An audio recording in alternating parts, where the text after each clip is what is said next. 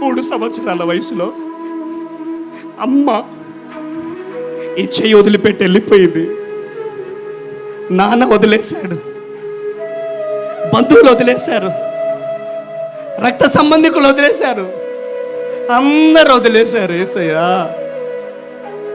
ఈ వరంగల్ అంటే నాకు చాలా ఇష్టం. నేను చదివిన అనాథ శరణాలయం వరంగల్ జిల్లా. ఆమేనండి. ఇల్లందూరు ముకుందాపురంలో కమాండర్ జీప్ ఎక్కి బలవంతంగా మా నాన్నగారు నన్ను గల్లా పట్టుకొని మహబూబాబాద్ తీసుకొచ్చి ట్రైన్ ఎక్కించి స్టేషన్ గన్పూర్ అనాథ శరణాలయంలో బలవంతంగా నెట్టేసి వెళ్ళిపోయేటోడు. అనాథ శరణాలయంలో నా అనాథలు ఎవరూ లేరు.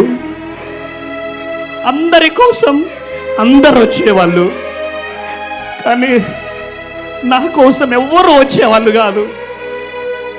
మా అమ్మ పాయిజన్ తీసుకొని చనిపోయింది. మా నాన్న పెట్టే టార్చర్ తట్టుకోలేక స్టడీ అవర్లో అందరూ బిస్కెట్స్ చాక్లెట్స్ తింటుండే. వారి కోసం బాబాయిలు పిన్నులు వస్తే వాళ్ళు ఇలా ప్యాకెట్లు ఇలా పెట్టుకొని తింటున్నారు. కరకరని శబ్దం వస్తుంది కదా, వాళ్ళు తింటుండే వాళ్ళకి వెళ్ళి చూసి, అమ్మా నువ్వు ఎందుకు చనిపోయినావమ్మా, నువ్వు బ్రతుకుంటే నేను కూడా ఆ బిస్కెట్లు తినేవాడిని కదమ్మా అని ఏడుస్తా ఏడుస్తా ఏడుస్తా ఉండేవాడిని. ప్రియమైనటువంటి దేవుని బిడ్డలారా, అందరూ ఈ చైన్ వదిలిపెట్టేశారు.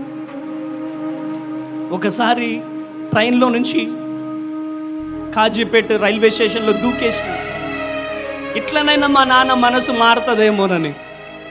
మనసు మారలేదు. పెద్ద పెద్ద గోడలు ఉంటాయి, మీకు తెలుసు. స్టేషన్ గన్పూర్ పాలకుర్తి రోడ్లో ఉంటుంది ఆ శరణాలయం. అది ఫిలిప్ డాడీ అని చిన్నప్పుడు నన్ను చూశాడు, ఇప్పుడు ఆస్ట్రేలియాలో ఉంటున్నాడంట. ఆయన కూడా వరంగల్ బిడ్డనే. ఆమేన్. హల్లెలూయా హల్లెలూయా. నా అంతా నాది ఎవరూ లేరు. ఏడుస్తూ ఏడుస్తూ ఏడుస్తూ నా జీవితాన్ని నేను కొనసాగించేవాడిని. అందరు వదిలేశారు. చివరికి నక్సలైట్గా కూడా సిపిఐఎంఎల్ న్యూ డెమోక్రసీ పార్టీలో, PDSU ప్రోగ్రెసివ్ డెమోక్రటిక్ స్టూడెంట్ యూనియన్లో ఎన్నో ధర్నాలు రాస్తా రోకోలు చేసిన జీవితం నా జీవితం.